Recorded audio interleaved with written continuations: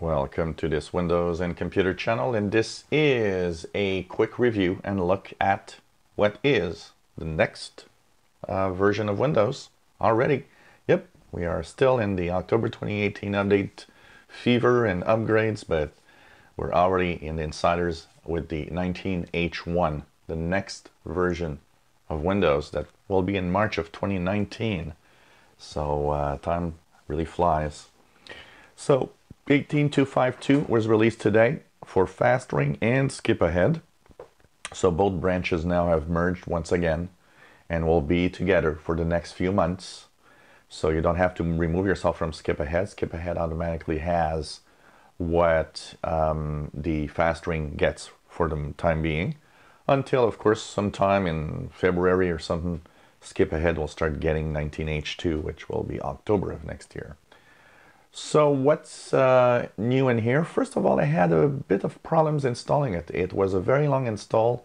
It restarted once again. So instead of installing in one general phase where it takes about 2.5 hours to process on this machine, and then it takes, maybe 40 minutes to install, it actually took like 5 hours because it restarted the install. It actually re-downloaded the image a second time as if there was some problems. Now this is interesting because my older Skip Ahead machine had the same problem, but I thought it was maybe because it's, an old machine and something's wrong. But now what I realize is, nope, that's not what's happening.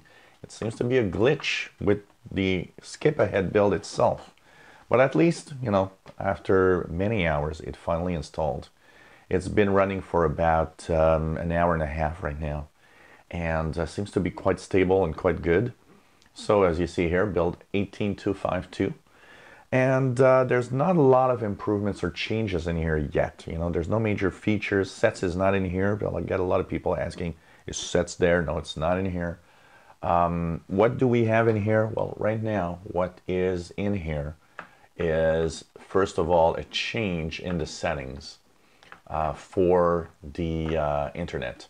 So there were a lot of settings for network that were still in the control panel.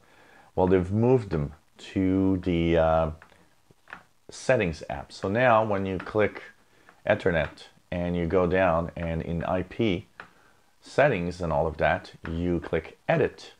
You now have, if you go to a manual install, the IPv4 and all the DNS, subnet, and IP address that you want to apply.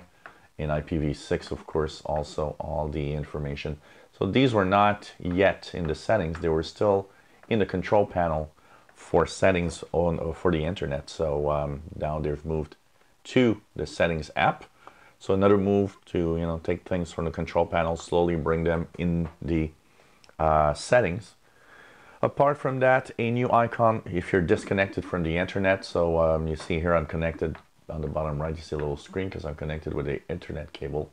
But if I would actually disconnect, you would see a little round earth that looks like a grid, round grid with a little icon, a little something that would say, well, there's no internet connection right now. So a little change here. There's a Ibrima font. I don't know if you pronounce it, but Ibrima font edition with a ADLAM support. So whatever. And basically lots of fixes of issues. There are some known issues. I just noticed that it says if your device hits this error and fails to update, rebooting and retrying the update should bypass and allow the update to proceed. Maybe that's what I had. I didn't see an error message, honestly. I just saw it restart. But they say that if you're getting error 0xC1900101, rebooting and retrying works. So apparently there are probably some upgrade problems in here. So basically there's a few things. If you enter the wrong pin, you might have an error message. If you have this new update, Office might not launch. Rebooting will apparently fix it, and mixed reality users might be impacted by inbox apps launching issue. So, you know, there's a few things in here. Of course, we're at the beginning of what is the new version. Apart from that, I've got nothing to say. It works, seems to work well. I've had no issues personally.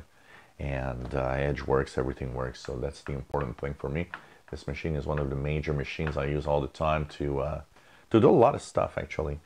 And happy to see it working. And upgraded to 18252. So that's pretty much what we have to say. But as time goes by, we'll have new stuff in here, and we should have a few new major features coming up. So this is going to be interesting to look at. If you are one of the insiders, what do you think? Did it install on your machine? Did it go well? Please let us know. It's always fun to have feedback. And if you have any comments, questions, suggestions, let us know. Thank you for watching our videos.